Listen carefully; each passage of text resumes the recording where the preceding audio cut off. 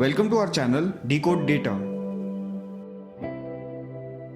Today's book summary is narrated by Ayush Kurundawad. You can find details about Ayush in description below. You can also be part and narrate the next book summary.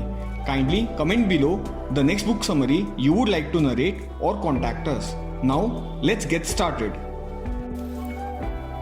Today, we are going to discuss summary of the book 7 Habits of Highly Effective People by Stephen R. Covey. Covey talks about habits 1, 2 and 3 which are focused on self-mastery and moving from dependence to independence. Habits 4, 5 and 6 are focused on developing teamwork, collaboration and communication skills and moving from independence to interdependence. Habit 7 is focused on continuous growth and improvement and embodies all the other habits. This video has been divided into 2 parts, so subscribe to the channel and hit the bell icon so you don't miss the second part. So let's get started. The first habit that Covey discusses is being proactive. What distinguishes us as humans from all other animals is our inherent ability to examine our own character, to decide how to view ourselves and our situations, and to control our own effectiveness. Put simply, in order to be effective, one must be proactive. Reactive people take a passive stance. They believe the world is happening to them. They say things like, "There's nothing I can do, that's just the way I am." They think the problem is out there, but that thought is the problem. Reactivity becomes a self-fulfilling prophecy, and reactive people feel increasingly victimized and out of control. Proactive people, however, recognize that they have responsibility or responsibility, which Covey defines as the ability to choose how you will respond to a given stimulus or situation. In order to be proactive, we must focus on the circle of influence that lies within our circle of concern. In other words, we must work on the things we can do something about. The positive energy we exert will cause our circle of influence to expand. Reactive people, on the other hand, focus on things that are in their circle of concern, but not in their circle of influence, which leads to blaming external factors, emanating negative energy and causing their circle of influence to shrink. Key lessons. Challenge yourself to test the principle of proactivity by doing the following. First, start replacing reactive language with proactive language. Reactive, "He makes me so mad." Proactive, "I control my own feelings." Second, convert reactive tasks to proactive ones. The second habit says that we should begin with the end in mind. Start with a clear destination in mind. Covey says that we can use our imagination to develop a vision of what we want to become and our conscience to decide what values will guide us. Most of us find it rather easy to busy ourselves. We work hard to achieve victories, promotions, higher income, more recognition. But we don't often stop to evaluate the meaning behind this busyness, behind these victories. We don't ask ourselves if these things that we focus on so intently are what really matter to us. Habit 2 suggests that in everything we do, we should begin with the end in mind. Start with a clear destination. That way we can make sure that the steps we are taking are in the right direction. Covey emphasizes that our self-awareness empowers us to shape our own lives, instead of living our lives by default or based on the standards or preferences of others. Beginning with the end in mind is also extremely important for businesses. Being a manager is about optimizing for efficiency, but being a leader is about setting the right strategic vision for your organization in the first place and asking, what are we trying to accomplish? Before we as individuals or organizations can start setting and achieving goals, we must be able to identify our values.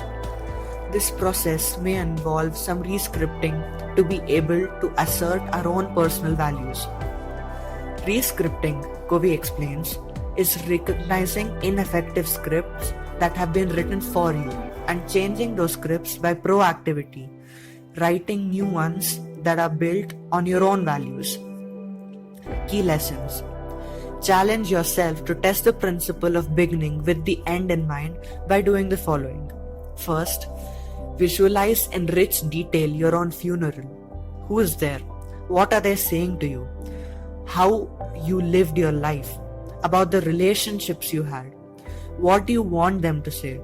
Think about your priorities would change if you had only 30 more days to live. Start living by these priorities. Second, break down different roles in your life, whether professional, personal, or community, and list 3 to 5 goals you want to achieve for each. Define what scares you. Third, public speaking, critical feedback after writing a book. Write down the worst case scenario for your biggest fear. Then visualize how you will handle this situation. Write down exactly how you'll handle it. Put first things first. In order to manage ourselves effectively, we must put first things first. We must have the discipline to prioritize our day-to-day actions based on what is most important, not what is most urgent. In Habit 2, we discuss the importance of determining our values and understanding what it is we are setting out to achieve. Habit 3 is actually about going after these goals and executing on our priorities on a day-to-day, moment-to-moment basis. In order to maintain the discipline and the focus to stay on track towards our goals, we need to have the willpower to do something when we don't want to do it. We need to act according to our values rather than our desires or impulses at any given moment. All activities can be categorized based on 2 factors, urgent and important. Take a look at this time management matrix. We react to urgent matters. We spend our time doing things that are not important. That means that we neglect quadrant 2, which is actually most crucial of them all. If we focus on quadrant 1 and spend our time managing crises and problems, it keeps getting bigger and bigger until it consumes us. This leads to stress, burnout, and constantly putting out fires. If we focus on quadrant 3, we spend most of our time reacting to matters that seem urgent, when the reality is their perceived urgency is based on the priorities and expectations of others. This leads to short-term focus, feeling out of control, and shallow or broken relationships. If we focus on quadrant 4, we are basically leading an irresponsible life. This often leads to getting fired from jobs and being highly dependent on others. Quadrant 2 is at the heart of effective and personal management. It deals with things like building relationships, long-term planning, exercising, preparation. All things we know we need to do, but somehow seldom get around to actually doing because they don't feel urgent. In order to focus our time in quadrant 2, we have to learn how to say no to other activities, sometimes ones that may seem urgent. We also need to be able to delegate effectively. Key lessons. Here are some ways you can practice putting first things first. The first part, identify a quadrant 2 activity you've been neglecting. Write it down and commit to implementing it. Second, create your own time management matrix to start prioritizing. Third, estimate how much time you spend in each quadrant. Then log your time over 3 days.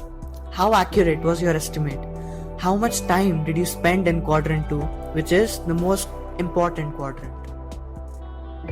I hope you enjoyed the video. Like, share and subscribe the channel and hit the bell icon for latest updates.